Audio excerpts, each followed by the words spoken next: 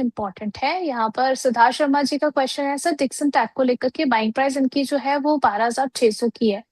जानना चाह रहे हैं कि अगले 2 महीने की अगर हम बात करें तो क्या 15,000 तक जा पाएगा? अभी देखिए तो 10,967 पर चल रहा है। क्या लग रहा है सर आपको शॉर्ट टर्म के लिए? देखिए, मुझे लगता है कि ये जो बड़े स्टॉक्स होते हैं इसमें सबसे बड़ा दिक्कत क्या होता है कि एक आध क्वार्टर भी खराब आया तो मार्केट हम्म। उनको बहुत बुरी तरह से पिटाती है, और यही हो गया है हम्म। कि क्या चौथा क्वार्टर नंबर मार्केट को पसंद नहीं आया, मार्जिन प्रेशर में थे और इसलिए स्टॉक डाउन था। तो मैं कहूंगा कि देखिए, इतने शॉर्ट टर्म में ये प्राइस टारगेट आना मुश्किल लग रहा है। अगर आपका नजरिया कम से कम साल सवा साल है तो ही आप यहाँ पे रीजनेबल रिस्क रिवॉर्ड एक्सपेक्ट करते हैं। शॉर्ट टर्म में तो ये बहुत डिफिकल्ट लग रहा है। चलिए ठीक है, शॉर्ट टर्म में काफी मुश्किल है। यहाँ पर अतुल चौधरी जी का सवाल आया है, इनके पास ज्वलेट इंडिया के 5 शेयर्स हैं 7,650 के प्राइस में, और इनका व्यू जो है वो सितंबर तक का है। तो क्या 9,000 तक आ सकता है सर ये काउंटर? देखिए, ऐसे हाई प्राइस एमएनसी कंपनीज में आपको शॉर्ट टर्म में कोई बड़ा ट्रिगर होगा तो ही ये स्टॉक्स चलेंगे। अगर आप प्योरली रिजल्ट्स के ऊपर आप पोजीशन कर रहे हो तो मुझे नहीं लगता है कि इसमें इतनी शॉर्ट टर्म में इतना बड़ा उछाल आ सकता है, क्योंकि कहीं ना कहीं देखिए, ये सब कंपनीज ऐसी होती है जहाँ पे सब कुछ सभी को पता होता है, और अल्फा तभी बनता है जब ये अंडर रिसर्च वाली कंपनीज होती है। तो मैं कहूंगा कि इन्होंने कंपनी तो अच्छी चुनी है लेकिन इनका टाइम फ्रेम हम्म। बहुत छोटा है। हम्म। तो सर इनको अपना टाइम होराइजन जो है वो long term, mid to long term का स्ट्रेच कर सकते हैं? बिल्कुल, देखिए ये कंपनी बहुत अच्छी है, मोनोपोली प्लेयर है इंडिया में, इनकी ब्रांड वैल्यू भी बहुत अच्छी है, बट नजरिया आपको कम से कम साल सवा साल रखना है। चलिए, तो अपना जरा टाइम होराइजन थोड़ा सा स्ट्रेच करके चलेंगे तो बेहतरीन कुछ प्रॉफिट मिलता हुआ नजर आए आपको। आफ्ताब आलम जी हैं सिजलर इलेक्ट्रॉनिक्स पर पूछना चाह रहे हैं सर, 778 पर इन्होंने बाय किया है। अभी देखिए तो सेल्सर इलेक्ट्रॉनिक्स 704 पर आ चुके हैं, इनकी बाइंग प्राइस से काफी नीचे है। इनको एवरेज करना चाहिए सर? देखिए, मुझे लगता है कि इनका वही है, अगर ये एवरेज करना चाहे तो कर सकते हैं, लेकिन टाइम फ्रेम कम से कम साल भर का रखिए। चलिए ठीक है, साल भर का जो है टाइम फ्रेम अपना लेकर के चले, एवरेज करने की सलाह दी गई है। अभिमन्यु कुमार जी ट्राइकॉल लिमिटेड को लेकर के जानना चाह रहे हैं, 630 पर इन्होंने बाय किया है सर इसको।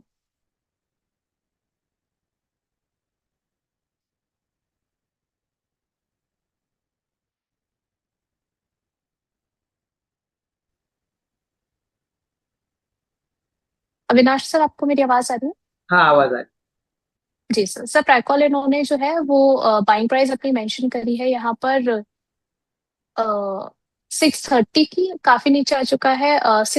549 पर अभी चल रहा है, पोजिशन को होल्ड करें?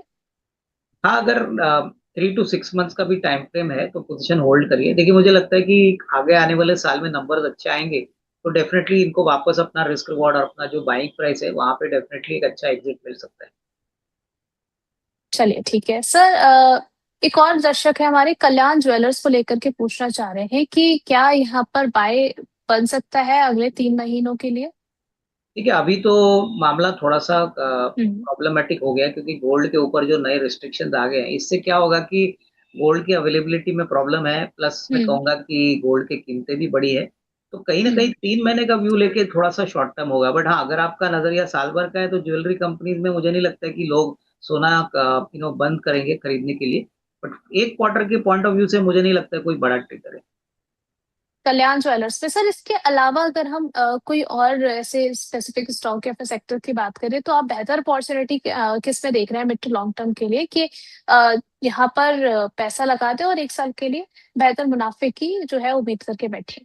देखिए, मेरे ख्याल से एक दो कंपनीज जो हमको पसंद है।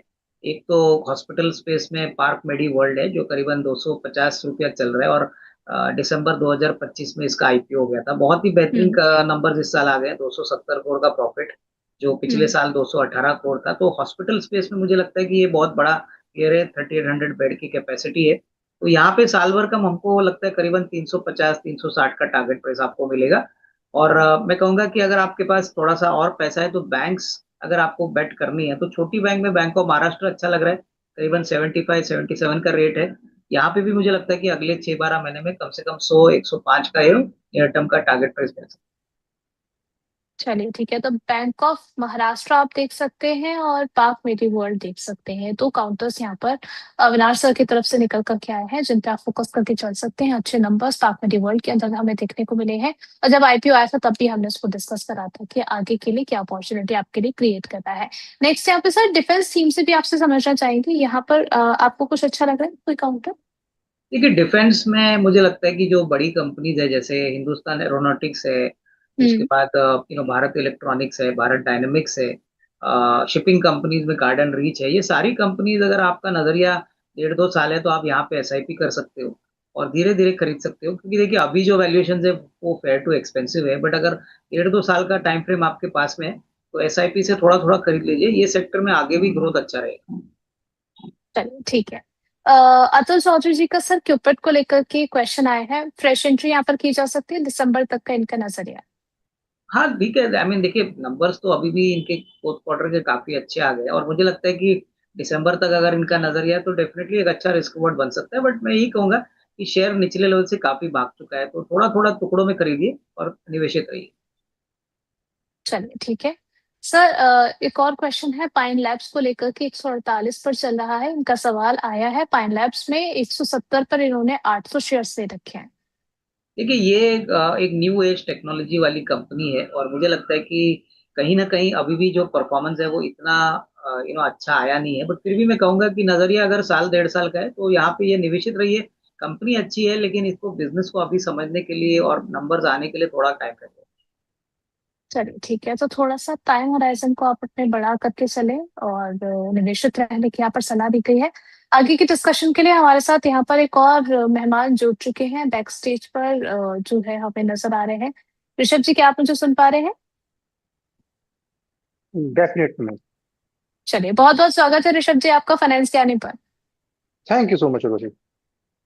चलिए, आगे का डिस्कशन ऋषभ जी के साथ भी कंटिन्यू करेंगे, आपके कई सारे सवालों के जवाब दिए जाएंगे। उससे पहले यहाँ पर जो पोल क्वेश्चन हमने लगाया था उसमें सबसे ज्यादा किस ऑप्शन को चुना गया है ये देख लेते हैं।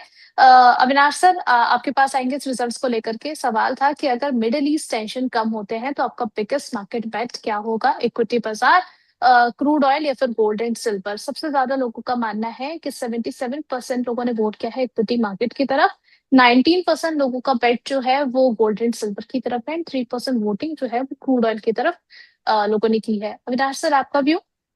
नहीं, इक्विटी मार्केट का ही आई मीन मेरा चॉइस रहेगा, क्योंकि देखिए क्रूड अगर वॉर खत्म होती है, क्रूड अगर वापस 80 85 डॉलर तक आता है तो मार्केट में डेफिनेटली ये अच्छा तेजी का ट्रिगर रहेगा, तो इक्विटी मार्केट ही प्रेफरेबली फर्स्ट नंबर रहेगा। चलिए ठीक है। सर, गोल्ड और सिल्वर पर भी आपका एक व्यू हम जानना चाहेंगे। अभी प्राइसेस इस तरीके से सिल्वर में ज्यादा हमें तेजी आते हुए नजर आई है, आपका व्यू क्या है? देखिए गोल्ड सिल्वर ऐसे एसेट्स है जो आपको लॉन्ग टर्म ही रखना चाहिए, क्योंकि अभी फिलहाल जो लेवल है गोल्ड या सिल्वर की, इसमें इमीडिएटली कोई रिस्क रिवॉर्ड मिलेगा ऐसा लगता नहीं। और देखिए मुझे लगता है कि गोल्ड सिल्वर में अगर आपका निवेश करने का है तो 10% या 15% आपका पोर्टफोलियो में आप एलोकेट करिए, बट ये ऐसे एसेट्स नहीं है जो इक्विटी को आउट परफॉर्म करेंगे, तो इक्विटी मेरे ख्याल से आपका ज्यादा होना चाहिए। गोल्ड सिल्वर अगर 10% है तो मेरे ख्याल से लॉन्ग टर्म के पॉइंट ऑफ व्यू से यहाँ पे इन्वेस्ट करिए, शॉर्ट टर्म में कोई बड़ा ट्रिगर दिखता नहीं।